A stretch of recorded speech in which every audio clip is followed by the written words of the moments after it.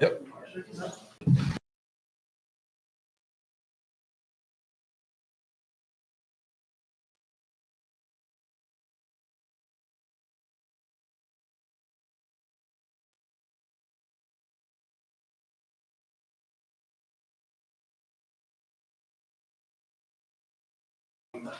This is where you turn it on.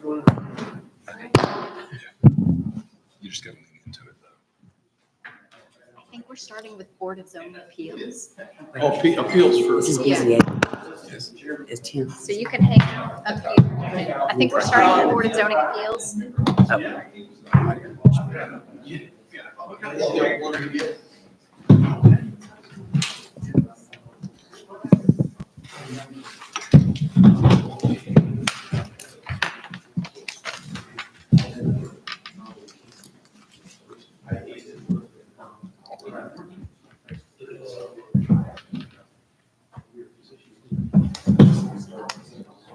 BZA. BZA first. Yeah. You guys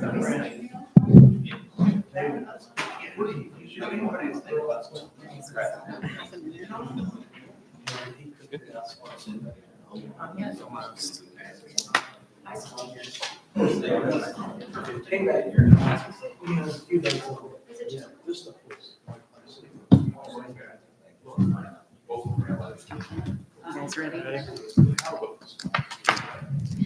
I'm going to call to order our Board of Zoning Appeals, and we'll start this evening with an invocation by Mr. Lehman. If you bow your heads, pray with me. Dear Heavenly Father, thank you so much for today, and thank you for all your many blessings. Thank you for the weather. Thank you for bringing us here safely.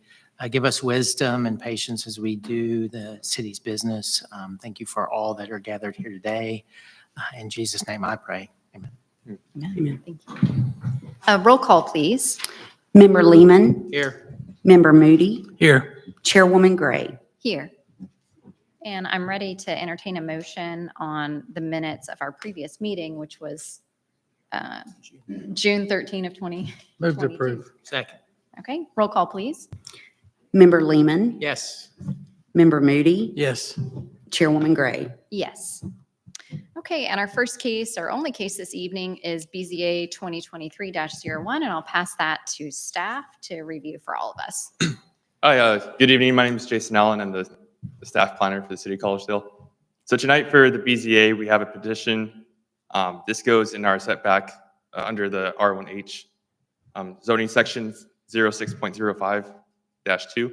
The applicant is wanting to install or construct a sunroom, and the setback is currently 20 feet for the rear.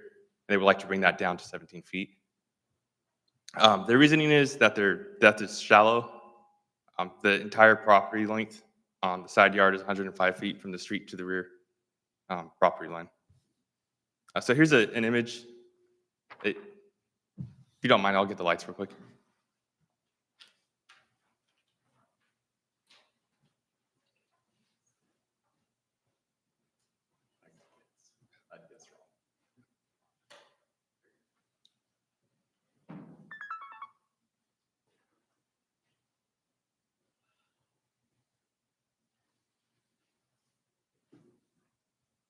So here's the image of the home.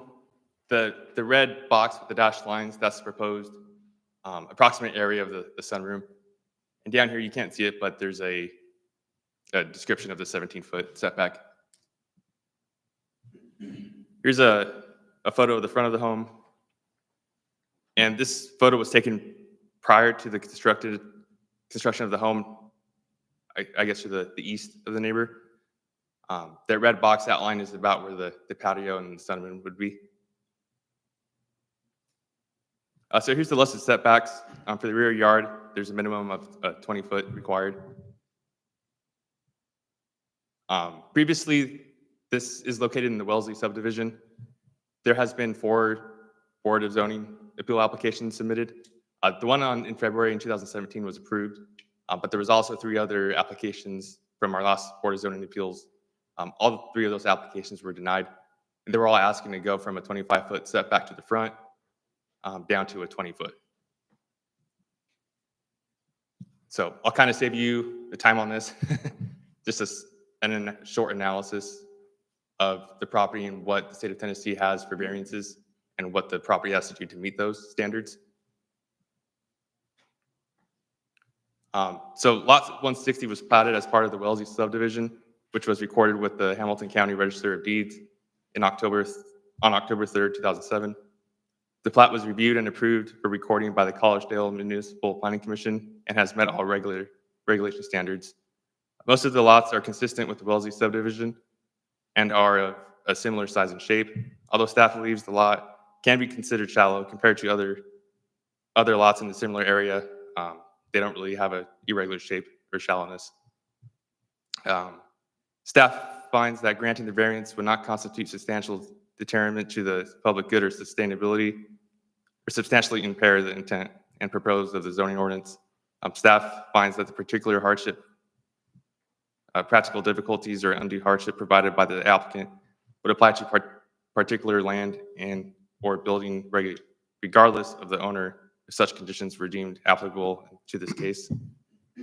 Staff finds that the particular hardship, practical difficulty, and undue hardship is created as the result of an act over the part of the applicant, particularly with respect to the applicant's decision to purchase within the subdivision that has mostly consistent lot sizes. Staff finds that the particular hardship, practical difficulties, and undue hardships experienced by the applicant in the current instances are the same as other surrounding property owners would experience under the same conditions. That's basically just staff's analysis, and then it'll be up to the board to decide. Okay, thank you. Would the applicant like to come forward to talk about it?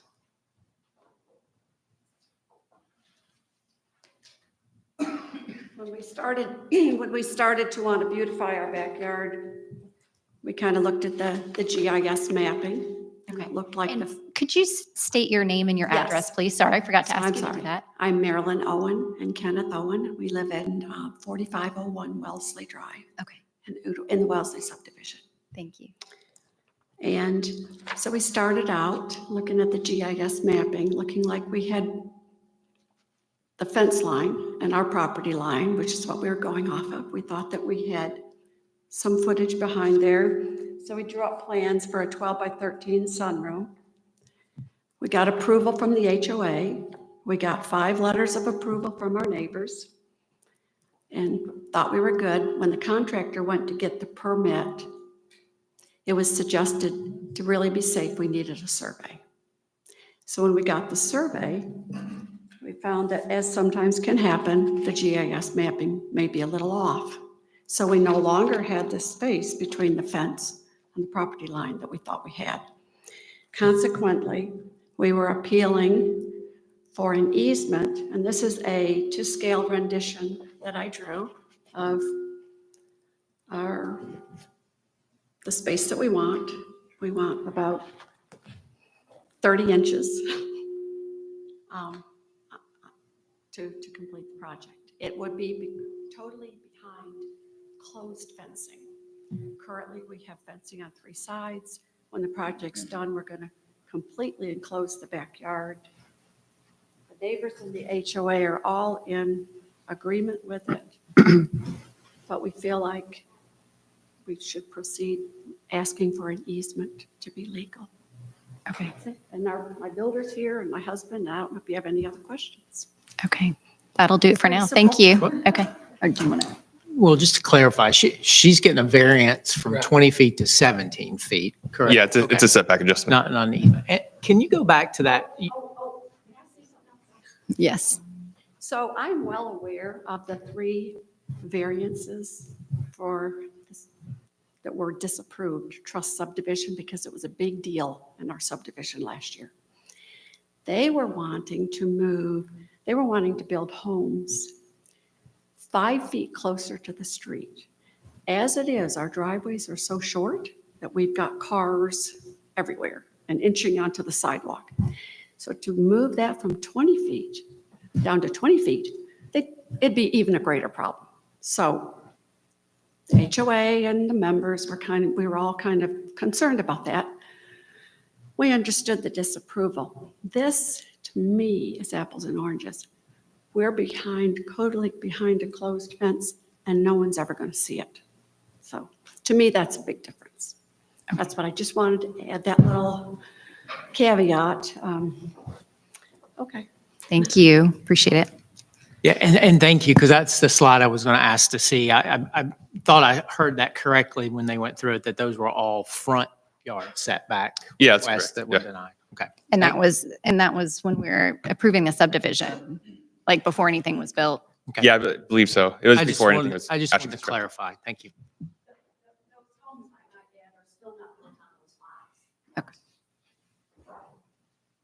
Okay. My issue with it is that the hardships, every lot along that side of the street, there's 9 lots. They're all within 2 feet of the same depth. It's not an unusual situation. They don't meet the criteria under the state guidelines for a variance. Mhm.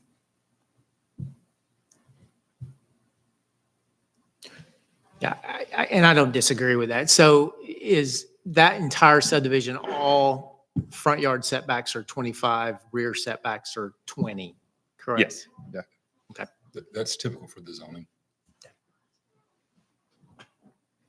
Okay, and I want to make sure, just to double check, are there any other members of the public who would like to speak to this case before we continue discussion? Okay, thank you. Is there further discussion? I've said my part. If we're ready for a vote, I'm ready to entertain a motion. Let me just clarify. So does this go to the city commission? No, this would just be. Stops here, correct? Stops here. So he was just clarifying that after the vote that we take here this evening is a final vote, our next board is Planning Commission, and when we vote something at Planning Commission, it's a recommendation to the City Commission. But the Board of Zoning Appeals is a semi-judicial process, and it's a more final decision here tonight. Let me just ask one more question of staff from a process perspective, because I think Member Moody makes a great point. If every lot's based on 20 feet setback without a hardship, is there any, I mean, I guess the only way to change would be a zoning change, and I'm not even sure what that zoning would be, but. Yeah, so they're in the R1H zone, so we'd have to go and change that actual zoning in the code, or the setback in the code, down from 20 feet to 15 or something. So say that again. So we would have to go change the R1H zone, the Right. setbacks. Right. I mean, it's a zoning code requirement for Yes. that zone. So Yeah. it would have, that would be really the only way, unless you did a mass variance or, Yeah, exactly. Yeah. okay. So what Jason sent us about trust homes, those 3 lots, they requested to go from 25 feet to 20 feet. 2 of those lots, the zoning commission said, we'll give you a few feet. That's the document I received. Trust Homes opted that if all 3 lots were not approved, they chose not to accept that few feet variance. So I thought that was interesting that the committee did feel comfortable granting a few feet. One more point, you go back to the slide with the pictures of all the houses on Wellesley Road. And will you come up to the microphone and say your name and your address, please? I'm Kenneth Owen, and I live on 4501 Wellesley. My house is circled there, that's 105 feet lot. The next 3 lots up are 105. All the other ones are longer, wider, longer lots. So yes, they say there's the substantial smaller than any other lots in that on Wellesley on the That's the left side going up. So yes, those are 3 smaller lots, but they do have larger size houses on those footprints. So I'm being somewhat disadvantaged by having only 105. The one next is 106 or 7 feet lots, some of the other lots. So yes, they are all about the same, but it says some lots on that. Some's only 4 that are smaller. So I just wanted to show that we were one of the smaller lots. Okay, thank you.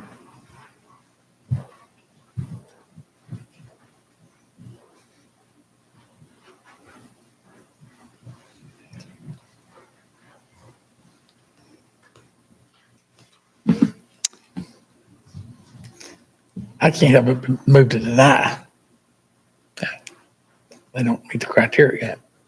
And I'll second, are you making that motion to deny? And let me just say, relative to hardship, and that becomes somewhat of the issue here relative to approvals based on hardship. And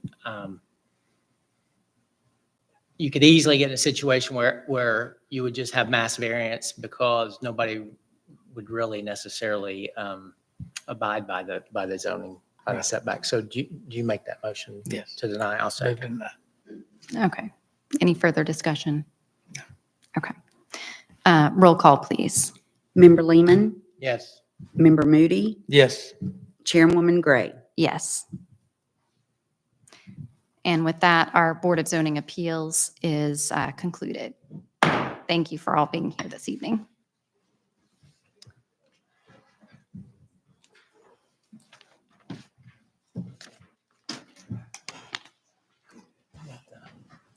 I checked the dimensions on there's 9 lots there.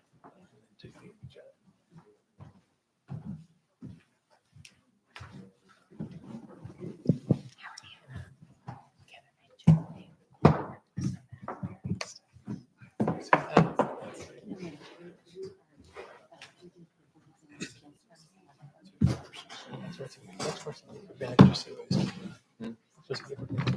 If that had happened, we would have just changed the code.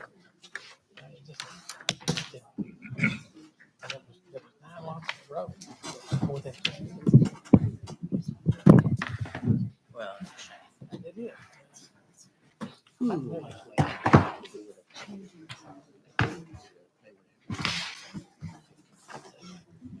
I've never had one that's supposed to stack lots anyway. Well, that's how you get the answer. Yeah, well, that's where you.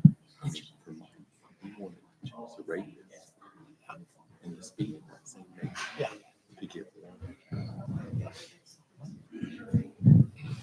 I mean, lot used to be about 40,000. I bet they're more than that, yeah. First houses.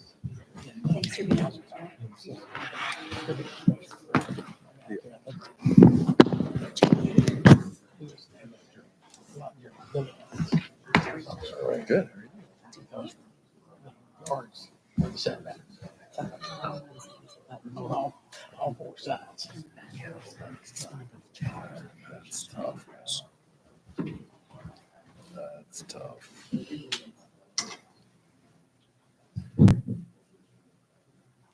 She's chairman. She's chairman. Yeah. You guys ready to go?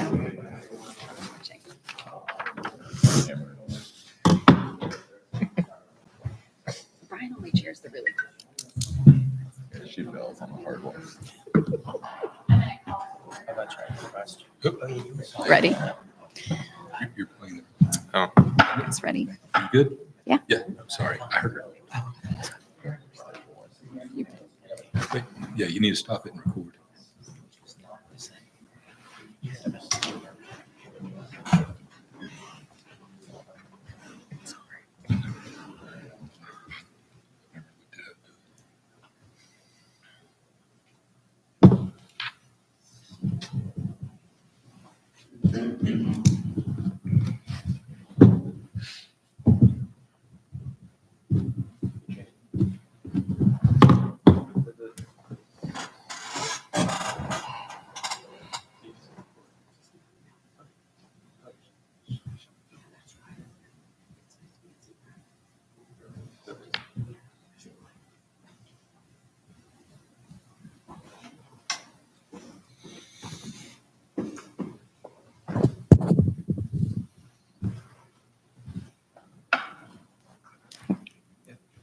We ready? Yep. Okay, I'm going to call to order our Planning Commission.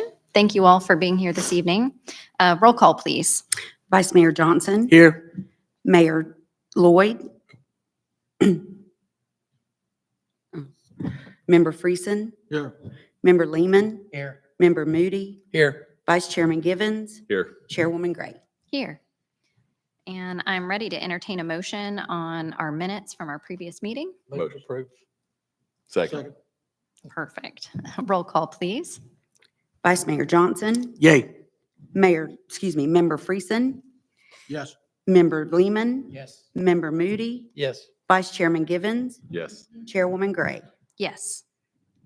Our first item of new business this evening is a final plat for Tucker Road subdivision 2023-14. Hi, so this is for subdivision 2023-14. This should look familiar, this is from a couple years ago. So this is on 5596 Tucker Road. It is 2.8 acres, and it's going to be a six lot subdivision. The prelim was filed, I believe, in 2020. So the applicant is ready and has come back to their final plat. So here's a vicinity map of the property, how it sits today. To the north, you have R1L. To the east, you have R1L. To the south, you have R1L. And to the west, you have R1L. So here's the surrounding land uses. Currently, there's a single-family residential home, and the eastern portion of the lot is vacant. That's the portion that's being subdivided. To the north, you can have single-family dwellings. To the east, it's single-family dwellings. To the south, you have vacant land. And to the west, you have single-family dwellings. So here's a site plan of the final plat. It's the same one that was filed a couple years ago. And here's an enlarged view. Right in the middle, there's going to be a cul-de-sac surrounded by a sewer easement. And to the west is where the single-family home is. So the applicant had submitted their prelim back in May 2020, and all lots meet the size requirements as specified in the subdivision and zoning ordinance, which is 50,000 square foot lots. Lots 1 and 2 will share a driveway, and lots 3 and 4 and 5 will be accessible via a proposed cul-de-sac that would have to meet city standards.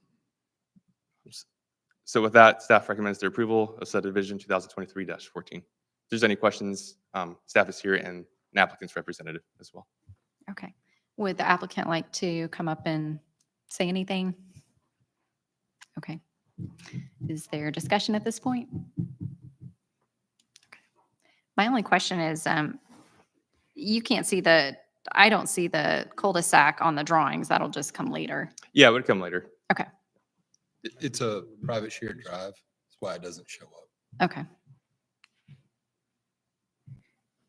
And can you tell where the driveways go in and out on that map? Yeah, so, sorry, I don't have a pointer with me. Right in the middle to the north of the plat, where it's kind of the dashed lines in the gray area, that's where the cul-de-sac will be. That whole kind of hashed area is the cul-de-sac.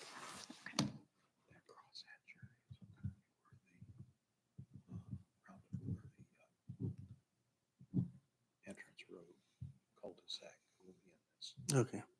So the driveway is not going to be close to the curb right there. No. Okay.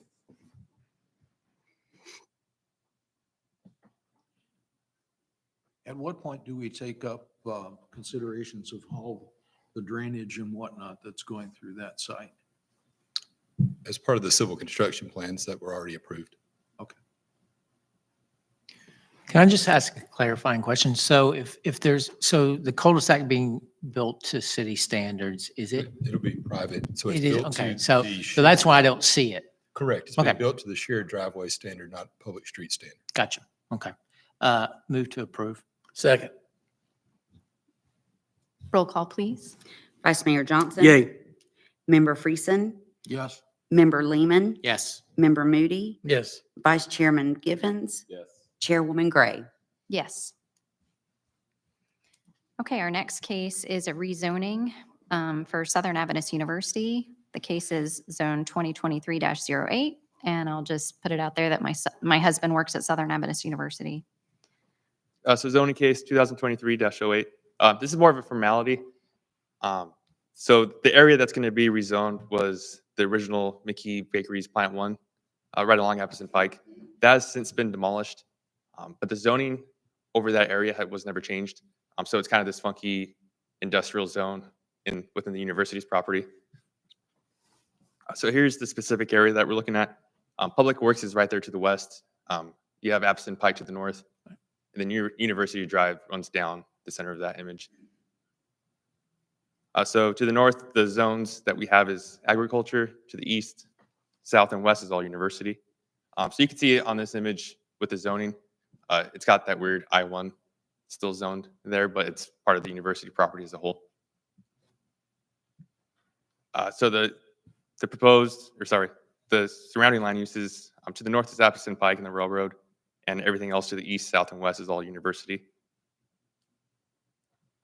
So as I said, this is kind of an area that we found when the Southern Adventists came in. They were wanting to do kind of a newer style of dorms that would reside on campus. I'll show you guys the site plan after this slide. And just clicking through zoning and checking off boxes that we need for site and civil plans is when we found this. So eventually, once this gets rezoned, the university, they still haven't been approved. They're still, in the preliminary stages. They would like to do cottage-style dorms, kind of create a little community for students. They've had a huge influx of freshmen, so they're trying to find creative ideas and ways to house students now and in the future. So with that, staff recommends the approval of zoning case 2023-08, and we do have a representative from Southern. Okay. Would you like to add anything to that? And would you just say your name and address, please? You can use university. Becky Jurnis, I'm with Southern Adventist University, and the address there is 4881 Taylor Circle.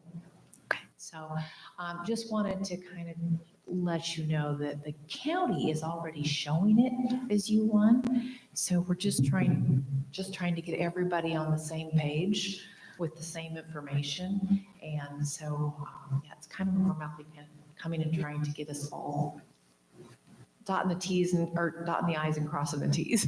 Okay. Any questions? Thank you. I do have, so this property, it runs up behind campus safety. Mhm. And there is a trail that goes up to the walking trails and hiking trails. There is a trail, it's been used for years and years and years back up in there where we're talking about doing the housing, the additional student housing. It's been used for years. It has, we've had. It looks like it's got a agriculture type greenhouse. It's had our greenhouses on it. And then we've also had a place there where we've had some automotive is used for storing some cars. So that's all being, we moved landscape services probably 4, 5, 6 years ago to the other hill, and we've just never moved the rest of their stuff. So that one's falling apart, and that greenhouse is falling apart, and this is a good time to just get it all where it needs to be, and then reutilize this for needs that we have. Thank you. So another question I've got, just not for you, sorry, for staff. Because this is going up the mountainside, right? We've had a lot of attention around the mountainsides around here in Collegedale. Mm-hmm. So how does this play into the historical communications that we've given to all the other developers around the elevations? So I'm not sure I fully followed the question. Some of the areas that they have planned going up the hill already are zoned U1. This is really just the flat bottom Mhm. and is kind of a cleanup. Are you talking about some of the others? They'll still have to meet the driveway slope requirements. And that's probably, I'm assuming, what you're asking about. Okay. So that'll still be required under the multimodal ordinance, the 12% limit, et cetera. Okay. Yeah, most of the area where the cottages would be is, as she was saying, where their current storage facilities are. So it kind of cleans up the area, getting rid of all the old cars that aren't in use anymore and stuff like that. Okay. And no problem getting sewers up there to them. It'll run downhill pretty quick. They're probably going to go through some rock, though. As long as it doesn't come out the manhole. Yes. That is the other great thing about the 12% limitation, is you don't have that jumping so bad, and the solid separation. And these are going to be 600 square feet, is that correct? I believe they're just slightly less. So They- 2 bedrooms, Marty bumped them up to 600 even, which hit a minimum dwelling size capacity. so 2 bedrooms, 2 baths, a kitchenette, and then a little living area, is that correct? So only 2 people will be living there. There'll be 4. Right now, the rooms are gonna be about the same size as their current dorm rooms, and they're sharing two to a room now. So, and then they currently, in most of all the dorms, some of them have the old style bathroom that's off, but where there's the suites, there's 4 that share the bathroom. So it's gonna be basically the same as being in a dorm, except they're gonna have a little kitchen and a little living area as well. So this is gonna probably be for upperclassmen.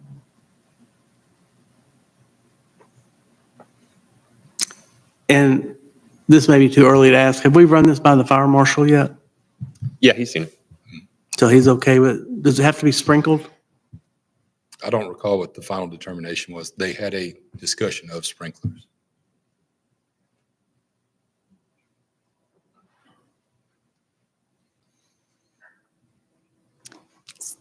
So further Make- discussion, or I'm ready for a motion? Make a motion to approve. Second. And I'm going to abstain because my wife works at Southern. Okay. Roll call, please. Vice Mayor Johnson. Abstain? Oh, sorry. Member Friesen. Yes. Member Lehman. Yes. Member Moody. Yes. Vice Chairman Givens. Yes. Chairwoman Gray. Abstain.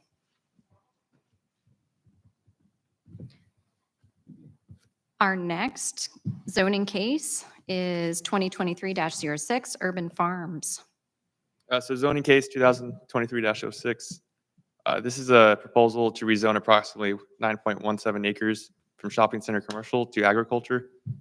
This is located at 10517 Lee Highway. Here's an aerial image of the property. You may be familiar with the property. It's where they have a roadside stand for flag sales. Here's the surrounding zoning. To the north is urban agriculture. That's actually in the county. The hashed line right there is what is in the county.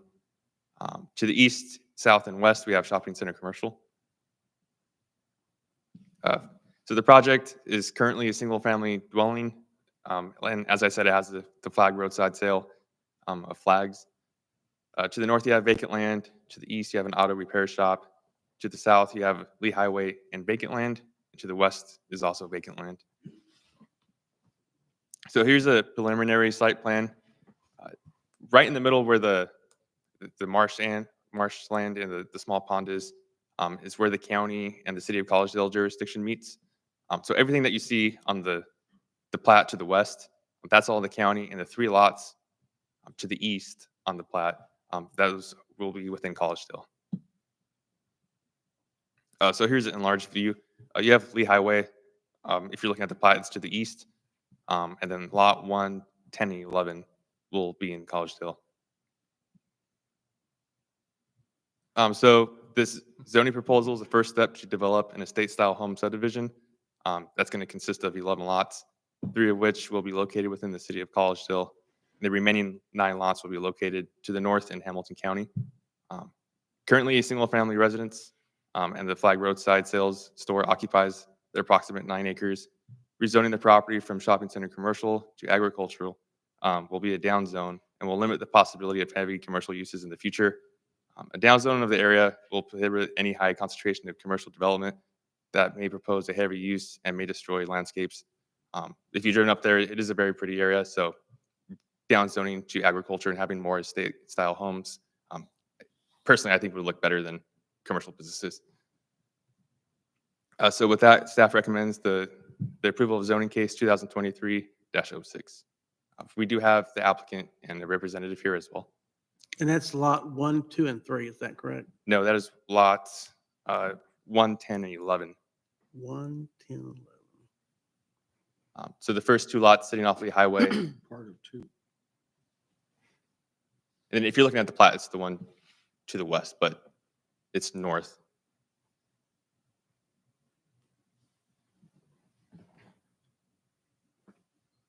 So lot 10, per our zoning code, for our zoning code, all lots need to meet public street. So lot 10 will actually have, it's hard to see, there's a small flag lot style for that lot, so that will help meet the frontage for that. It runs north through the creek. May I ask a question? Yeah. Just, you may have said this. So is the strip along Lee Highway commercial and the county's agricultural Yeah. Yes. on the west side of the line? When the city annexed that area, it preemptively upzoned to All the way. C2. Gotcha. Is it 200 feet nominally? Okay. 500 feet. So those lots were originally one lot until they were annexed into the city, and then it was broken. Right. And then preemptively upzoned. Yeah. County did that a lot along some roads. They did R2A Yeah. with A1 behind. Okay. Thank you. Okay. So here's the aerial.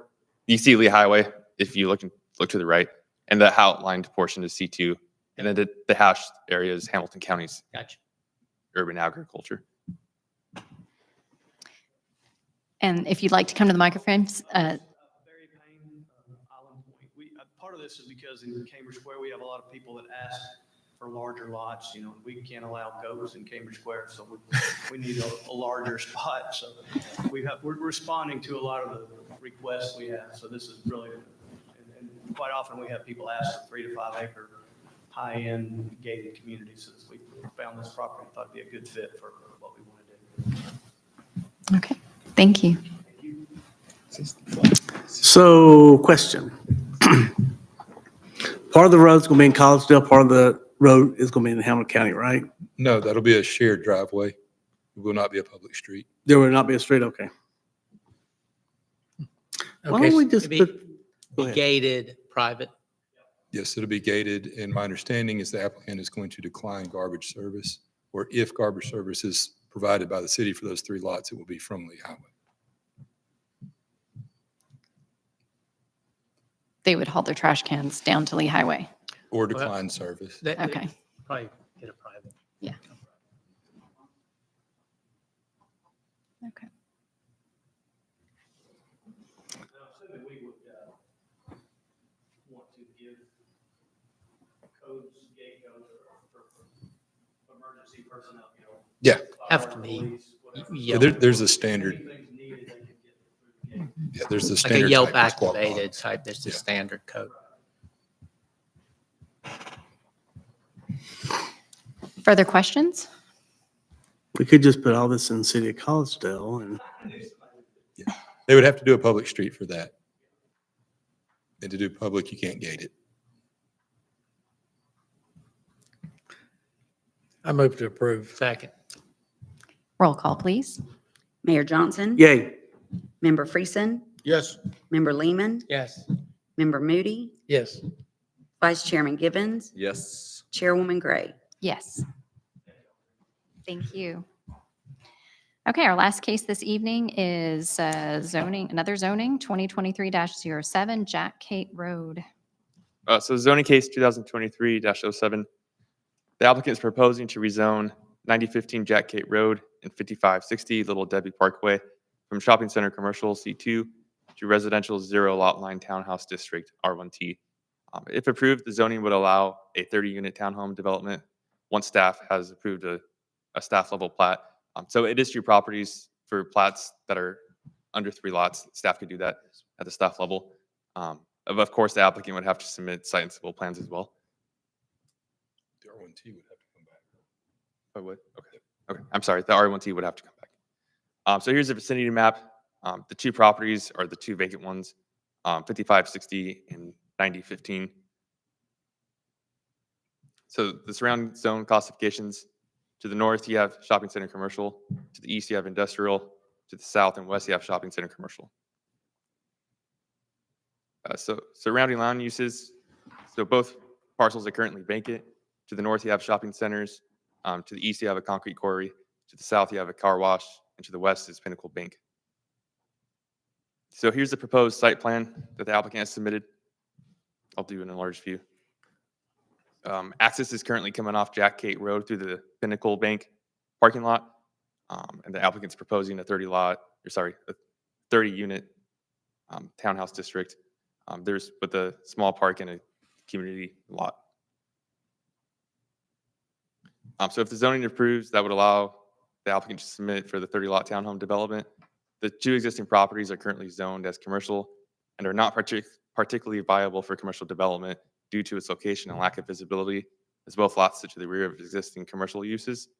The proposal of R1T is more desirable to developers as a residential use. The property developed with residential will create a more compatible use and feel within the area and will encourage connectivity and walkability to local businesses located within the immediate area. So the applicant is proposing private roads within the development. Per our subdivision regulations, the city does not allow private roads. All residential homes must meet a frontage of a public dedicated street. Therefore, staff is adding the condition that all residential lots must have a minimum of a 20-foot frontage on an existing accepted and publicly maintained street or road. Lots whose only access is a private road or easement are not permitted. So with that, staff recommends the approval of zoning case 2023-07 and the following condition attached. As I said, all residential lots must have a minimum of a 24-foot frontage on an existing and accepted and publicly maintained street or road. Lots whose only access is a private road or easement are not permitted. And the applicant's representative is present. Mike, I got a couple questions. I think just for everybody's benefit, right? The stream buffer, you're right. It's a takeaway and add approach. Is that what you're doing there on the stream buffers? Correct. We are doing buffer averaging so that we maintain a minimum average of 60 feet along the stream buffer, which is meeting both the county, Hamilton County water quality requirements, which Collegedale falls under, as well as the state's. And would you just say your name and address real quick? Mike Price, MAP Engineer, 7380 Applegate Lane. Thank you. And then my other question is just I know the 100-year floodplains have been updated by FEMA regularly here recently. Is that, I'm assuming that's the latest 100? I know that given that the location of this property, we sit well above other properties that are along Jack Kate, and we'll be fine as far as 100-year flood elevation, probably even 500-year, truthfully. Okay. The new maps have not been accepted yet. They're still in the preliminary review phase. Right. I know we always look at both, right, to know where FEMA's leaning towards, right? So I just asking that question if we're looking at that, right? Because if not, then we need to pull them up, right? If we get to the point that this becomes a project, then we would defer to whichever is the higher of the 2 elevations in setting our finished floor elevations for any buildings, just to make certain we're covered. That's all I got. So I think what I'd like to do is relate to this case. So staff has basically made the recommendation to approve. The sticking point becomes the private road. Now, what I would point out is that the previous case, which was approved, we use the term driveway, but for all intents and purposes, it is a road. It would be paved 26 feet wide. It will be paved to county standards as is required. It functions and acts exactly as a public road. The only difference is it's privately maintained. In the county, in the city of Chattanooga, in every other jurisdiction that I know of within 100 miles of where I stand right here today, you can do private roads. Collegedale is the lone exception.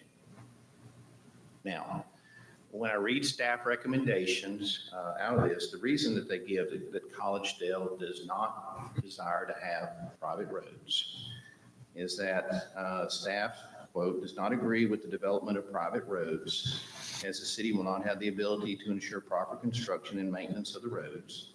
Furthermore, the city of Collegedale has put in place many standards that separate it from surrounding jurisdictions. That makes the city of Collegedale more desirable. Staff feels by removing the requirements of public streets will in turn lower the standards and desirabilities of the city. Now, My response to that is this. I think we're all familiar with Seven Lakes subdivision in Ooltewah, the Legends off of Igo Gap, which has $1 million plus homes, the Retreats at White Oak subdivision in Ooltewah, Hampton Creek subdivision, Mill Run subdivision, which has been in operation for many, many years, my own property, my own home, which is directly across from Prairie Pass subdivision. There's 5 lots. We live in a gated community on a private road. I don't feel that if any of those communities were brought into Collegedale, that Collegedale standards would be lowered.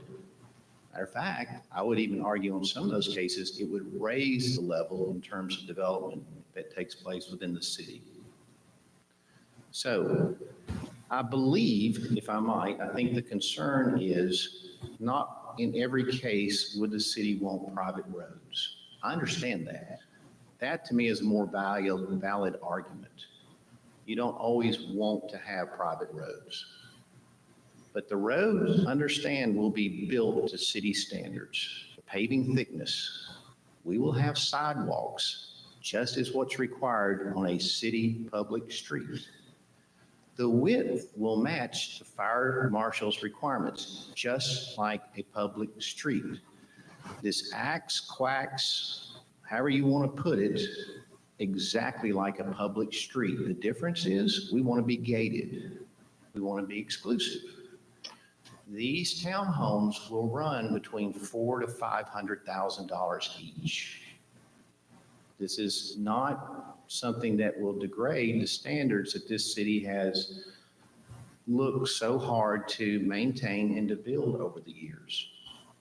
So the impediment that I run into is I don't have direct road access out to Jack Cade. That's owned by the bank. So I can't build a public street. Even if I wanted to, I cannot build a public street that gets me out to Jack Cade. If I did have it, just for sake of discussion, the bank were to sell it to me, I then can't even build the road to the minimum standards that the city has as it relates to horizontal and vertical curves. Now, it's still going to be safe. It will, obviously, the number of people driving in and out of the bank have never had a problem to my knowledge. So the standard just cannot be met as it relates to making a public road. Our other access point that we have would go by the paint store, and we don't have 50-foot right-of-way. Matter of fact, it pinches down to a point less than 40 feet. And if you really look at how that access would work, as it would come, and it's where the cul-de-sac is located, and it's located on the larger drawing of the two, the one that shows the overall. There you see the Sherwin-Williams paint store and the driveway as it comes in, and then it actually even tees off and goes behind the commercial center. That's not where you want an access coming off Little Debbie Parkway for those townhomes. So what I'm asking Planning Commission to do would be to grant the approval and put a caveat asking city council and or staff or whoever needs to be able to work through the decision to create a mechanism to allow private roads in the city. To me, it would be as simple as adding just an amendment to the subdivision regs or your zoning code that just says private roads allowed, subject to approval of city council. And then the city council always has the carte blanche ability to look at it on a case-by-case basis. I don't think you want to give it a complete blank check. Anytime that you want to do a private road, you can in the city. But when it warrants it, and if we really think about it, the one that was just approved off of Lee Highway, that's a private road. Now, we were able to get the requirements as it relates to road frontages by putting in some flag lots that would never be used for access. But in the rest of that, doesn't have any frontage. It's in the county. And those are going to be selling for, I don't know, the number I've heard is around 100,000 an acre. Those are $300,000 lots and up. We want to build $400,000 townhomes and up. And I think everyone is in agreement, this is a great project, just I need a mechanism to get me past the private drive issue. So if that's something that you feel is warranted, if it could be passed and sort of on to city council giving that sort of guidance, that would be helpful. If there's any questions, be happy to answer. So you have an agreement with Pinnacle then? We have an access easement that comes through there, yes, sir. So two questions, I guess, one for the applicant. So it's got to be gated. I mean, that's the only issue, correct? I mean, relative to the requirements is you would not be able to gate. Well, if, let's just say I took the gate out for sake of discussion. Right. I'm still not able to connect to a public road, so it'd be a bisected road that Well, doesn't connect. That's my second question, I guess, to staff. So you can have a public road off of I mean, I'm trying to figure out what we're doing. I mean, if we're doing a rezoning, does the rezoning have anything to do with approving his access? That's why I applied it as a condition and didn't deny the project or recommend denial. It's because, like you said, this is about the zoning. But the zoning, well, so the state makes us have the applicant provide a site plan, and the site plan shows private roads. That site plan does not meet our standards moving forward after this ordinance or after this zoning. Yeah, I guess I'm just curious how it moves forward relative to say plan development and approval. So Can you have a public road off of a private access easement? I don't believe so. They would have to upgrade that easement to real property and donate it as right of way. And then through the construction process, there'd have to be some some geotech, et cetera, some improvement sidewalks to bring it up to standard. But to your other question, my understanding is for R1 or RT1, how's it labeled? R1T. R1T. They have to have an approved site plan as well and a plat. And at that point, they would have to get a variance from the private road requirement to do it, is how I believe it would have to occur if they were not able to provide a public street. So in Jason's recommendation, the reason he was almost putting the applicant on notice that the zoning is good, but your site plan doesn't meet standard. So is there a variance process to allow? It would have to be through the BZA and the state requirements on exceptional On hardship. reasons that if the applicant could articulate the narrowness, topography, or exceptional condition on how it would only apply to this one particular property, which kind of is in the face of the argument you just made about select properties, but. Well, I guess This some of is the kind of a- hardship is they would have to get approval from Pinnacle Financial Partners to do any type of change or upgrade or dedication Right, it right would away. be finding the right district manager that would give you the number or the cost to do it. Right. I don't know what that would take. Yeah. Or if you chose to go the other route with the existing flag, it would be through a site plan that approved that narrower right of way, which there is some precedent for similar usages. So, I mean, I don't know how everything lays out, Mike. I'm just. So let me ask one more question to staff. So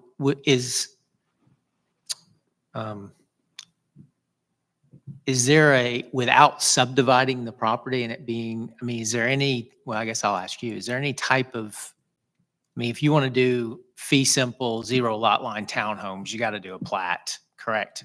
Okay. And that's the product. Yeah, the only other option, Would be I don't even know if Collegedale allows this, is if you An do HPR. horizontal regime, Like an HPR. like an HPR, Can you do HPR with townhomes? you can. Yeah. But it's not desirable, and it certainly makes it a difficult proposition when you're trying to do lending for Right. people to buy. So Yeah, that a would lot be of the only other product I could think of would actually be an R3 zoning, apartment zoning conditioned down to townhouses and are sold as condos versus fee simple, which to your point makes financing much more difficult because aren't most banks talking 60% sold before they'll loan now or something Yeah, I'm not weird? sure what, but it's up there, yes. Right. So in our zoning as it's written today, that's how a private road would be achieved, would be through an R3 product, not a fee simple product. The other option would be, again, to look at utilizing the flag and making it a public street and seeing if you could follow some of that precedent from like Dutton Lane to get in that more narrow right of way. Or look at potentially doing a code change. or potentially doing a code change, but our consultants recommended against that when we asked them for rewriting our code. Right, but again, I would just, to everyone's knowledge, again, within 100 miles, I don't know of any jurisdiction that doesn't allow private roads. Collegedale is the only one. So I can't imagine everybody else is wrong in allowing it. And we've been very successful on a number of projects in the county doing those. And I'll just say, I don't think it's wise coming out the flag lot either. I mean, that's a mess waiting to happen. Personally, Jack Kate would, I think. Jack Kate's a much better access point. 1,000%. Just talking through options as Yeah. the code is written or a variance. But I mean, as it looks to what the city has found itself in, right? That's That's lesser of two evils, right? I mean, if you think of it that way, that's a hardship on the property, right? Because would the city be okay with coming out at the paint store? I personally wouldn't be. It would more quickly meet code. What about traffic flow and what makes sense in that It would area? be a lot worse. I mean, that's, That's what I'm saying. That's Like, I It mean, would be worse. you'd rather have cars queuing up on Jack Kate. In a perfect world, I'd love for them to be able to purchase the improvement of the easement to a public street. So let me ask the question relative to process tonight, because I think the applicants mentioned a lot of things that take a lot more than a planning commission discussion, deliberation on a rezoning request. So, I mean, the big issue is rezoning that C2 or whatever to R1T. Correct. To allow townhomes. The second part of that would be what's the process to potentially make access, whether it's a hardship, whether it's a code change, whether it's a process to try to purchase or get right-of-way dedication from, that's the second part of the development process, correct? Correct. So the tools the applicant has, say this was approved without the condition, we're still in the same position from a code perspective. So the two tools the applicant has is modification of the easement to fee simple, so it can be dedicated as right-of-way, or going Assuming Pinnacle's okay with that. assuming, right. Yeah, I'm just laying it out. Or going through BZA to articulate a hardship that meets state requirements such that they would be allowed a private street, which would then essentially nullify that section of code. And even without a code change, this would then set precedent that did not exist anymore. But isn't a variance a code? Yeah. modification? I'm just, Right, or a code change. Or a Yeah, code though, at least from an option, or, so the flag is not being rezoned, correct? Is that a flag that this property owns coming out by Sherman-Williams? It is, yes. Okay. It's encumbered with easements that go to the paint store as well as Right. to the other property. And I'm not saying do that, but it could be improved and still allow them easement access. It just, I'm not sure. Yeah, you would jump through But some hoops, I would call it, Yeah. to get to that. And you still wouldn't be allowed to gate it based on the current code requirement. Correct. Okay. And again, in creating the type of community that we're looking for, that's not a minor component.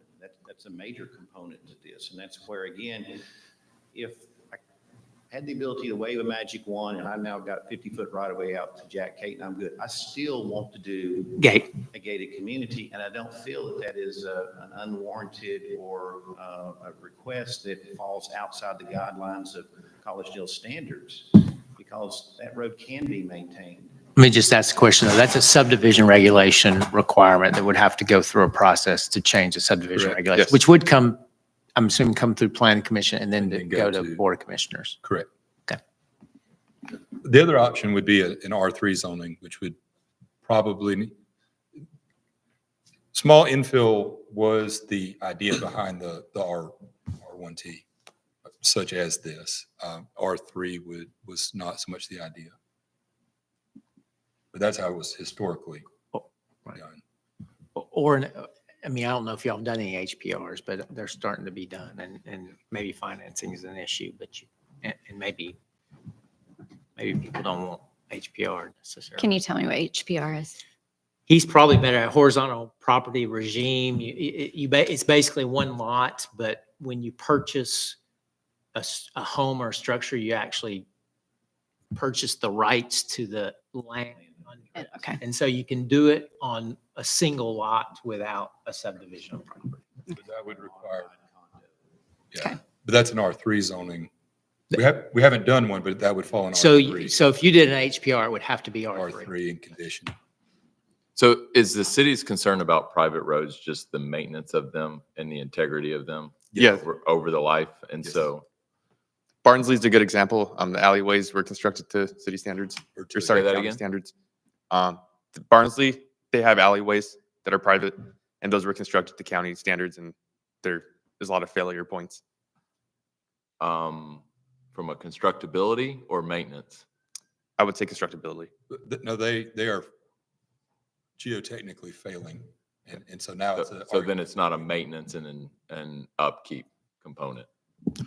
Right. The HOA does not have the ability to repair the roads, nor does the city. And so it's going to end up, that's the concern. You end up in a round robin where the HOA goes bankrupt, and then you have individual homeowners that do not have the financial means to spend the money to repair the road. Or to go chase the contractor for not putting it in correctly. Right. Or 25 years from now when it becomes time. Right, because I guess it's not a failure, the road shouldn't fail. It should. So it's back to the sub base, back to the engineer, back to the contractor who didn't install it correctly, right? So Then, yeah, a whole round robin of losses. And to that point, what we see now is two things. One is, years ago, we didn't have testing of roads like we do now to ensure that we're meeting those standards. Number two is that homeowner associations years ago were sort of loosely loose documents. It really didn't give teeth or mechanisms for foreseeing down the road as it relates to maintenance. And so what happens now is when we see the homeowners association documents, each person, it's put it on there that your property, you are responsible for 1/30th or 1/200th, whatever it is. like your for the maintenance of the development road. is. Yeah. And previously, those documents, I can't speak to Barnsley, but I'm assuming that doesn't have that mechanism. So if you had, 100 people in a subdivision, 30 said, yeah, I want to fix the road, I'll help pay for it. 70 said, forget it, I'm not interested, I'm not paying a dime. Then you ended up with this conundrum where you didn't have a mechanism to force that to take place the way it should. Now we've learned from those situations. So given the standards as it relates to how we construct roads now, how we go through and test them, and how we come out, and now what people expect. Again, in my subdivision, there's 5 houses, and we all know what we have to do. And we've got it in writing, and it's put in there. And if 5 of us can do it for a road that goes for 800 feet, 900 feet, there's almost as much road in there as for 5 houses that we're taking care of. So I don't think that 30 is a number that would create a difficult situation, especially given the price point that these houses are going to be selling at. So let me clarify the condition that's recommended. I mean, the zoning can be approved with or without the condition. They still got to meet certain requirements relative to Correct. The subdivision conditions are direct regulations, copy and code, paste out of the zone. and variance. Okay. So I think Jason was just trying to give him a heads up, like the speed bump is coming. Yes. right? Yeah. So You're heading towards the wall. Well, but the speed bump is not something that can be deliberated and changed by planning commission tonight. Correct.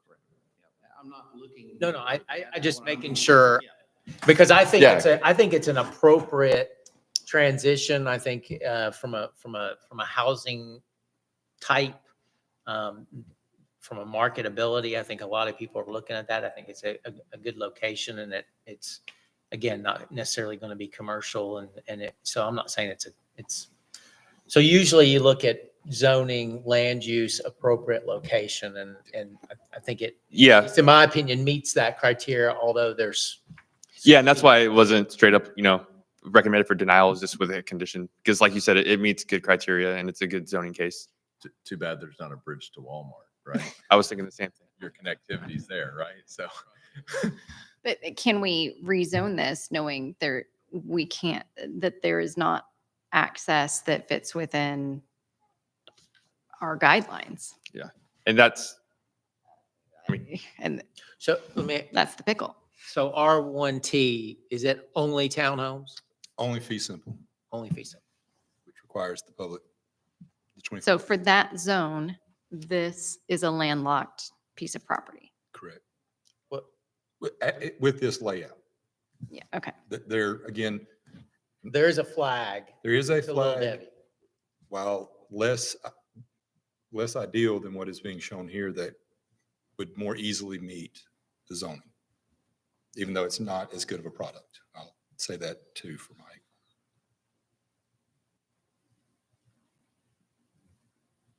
Yeah, so what I see here is the ask as you vote on this is to see if the appropriateness of the zone, appropriateness of the use, and then understanding that I will be coming back if approved and asking to have the ability, whatever means that may be, whether city council takes action to rezone or not to rezone, to amend the ordinance accordingly, or coming back before BOZA. Whichever means that I need to go through, I'm looking to take that next step if it is approved this evening. If it's denied, then what I'm hearing is you don't want a $12 million development because it's on private roads. That's what I would understand. Let me ask one more question. So if by right reason, by right developing this now under commercial, since it's not fee simple, they could get a access agreement with Pinnacle, or they could provide access out Correct. through Sherman-Williams through the flag. Apartments and commercial do not have the same requirement. It's standalone It's residential. fee simple and townhomes. Fee simple townhomes. Which I think that's more in the direction the city wants to take anyways, from less apartments, Correct, too. right? So, Fee simple townhomes. right? Yeah. So I think we should all take that into consideration too. yeah, that regulation is very specific just for residential.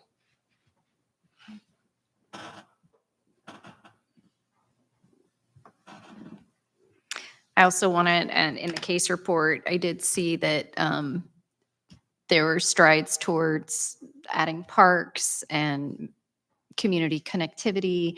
And I just wondered if you could speak a little bit to that. I'm having trouble visualizing exactly where we have sidewalks in that area, not because I know a lot of that area is not very walkable. So we bring a sidewalk coming out to Jack Cave, have sidewalk inside the development itself. And then we provided access down to the buffer area along Little Deeper Creek. Through there's also where the cul-de-sac is. It's a small area that we would see. We might put a outdoor gazebo sitting area that overlooks the pond, which we would see as a wet pond, fountain in it to meet water quality standards. So again, it's going to be enough community space where one can just not sit on the front porch and that's your only option. You do have some ability to move around. As it relates to connectivity to Little Debbie Parkway or Jack Cate, there are no sidewalks in through there to speak of now. So, but you got to start somewhere. So right. we're putting ours in and hoping that at some point in the future, there will be others that will add, that will create some of that connectivity.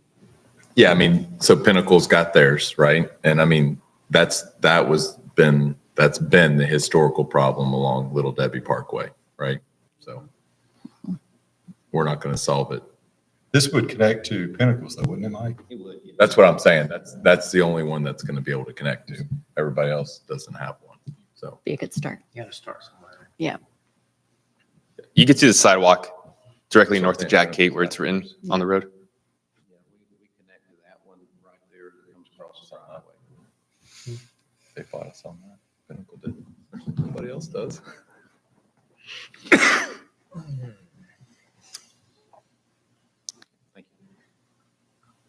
Further discussion, questions? Are we ready to entertain a motion?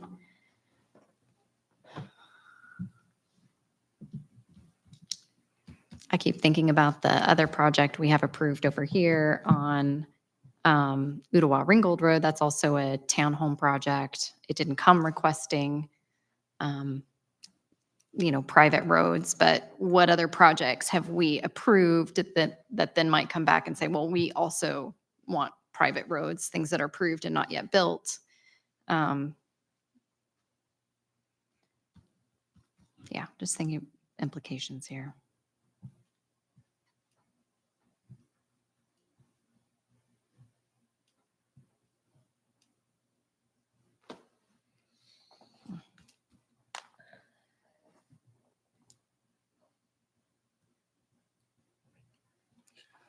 I'm going to make a recommendation to approve. Is there a second? Is that with or without a condition? With the condition. With the condition. I'll second. Okay. Further discussion? Roll call, please. Vice Mayor Johnson, No. Member Friesen, Yes. Member Lehman, Yes. Member Moody, Yes. Vice Chairman Givens, Yes. Chairwoman Gray. Abstain.